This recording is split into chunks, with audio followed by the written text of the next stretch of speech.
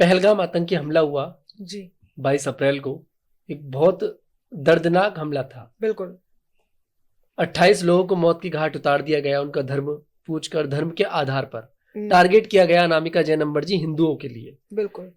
जिस तरह से उस समय पर लोगों ने प्रमाण मांगा था सेना से उनके शौर्य का, कुछ लोग ये कह रहे हैं कि क्या सबूत है कि धर्म पूछकर ही लोगों को मारा गया?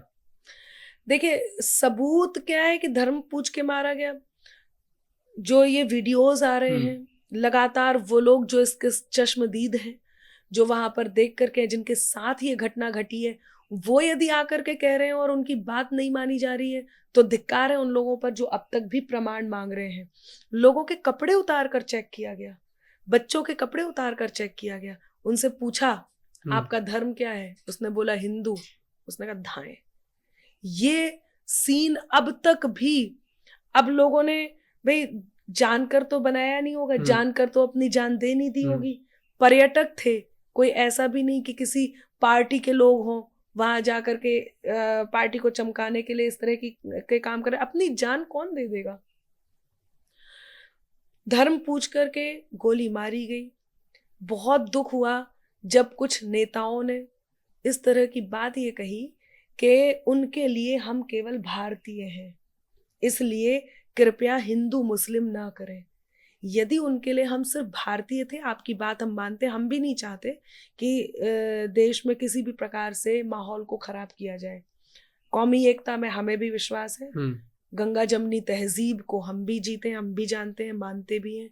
लेकिन इस बात को यदि आप कह रहे हैं कि भारतीय, उनके लिए हम सब भारतीय हैं, तो फिर उन्हें ये पूछना था ना कि आप भारतीय हैं या पाकिस्तानी हैं, या आप भारतीय हैं या कोई और देश के हैं।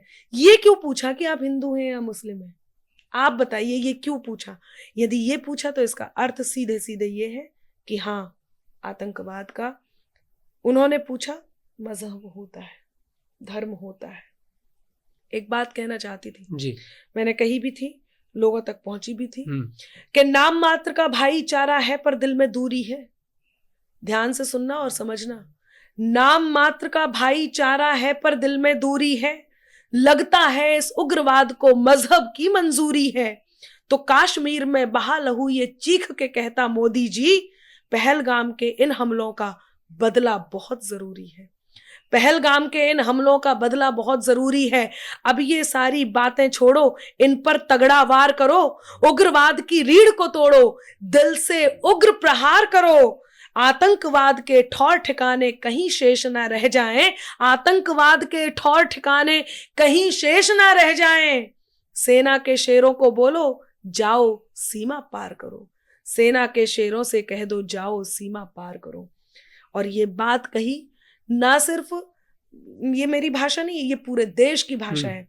और सबसे बड़ी बात, इस समय पूरा देश एकजुट होकर, विपक्ष भी एकजुट होकर के केवल और केवल ये चाहते हैं कि कैसे भी करके इस आतंकवाद का खात्मा किया जाए, उग्रवाद को जड़ से मिटाया जाए।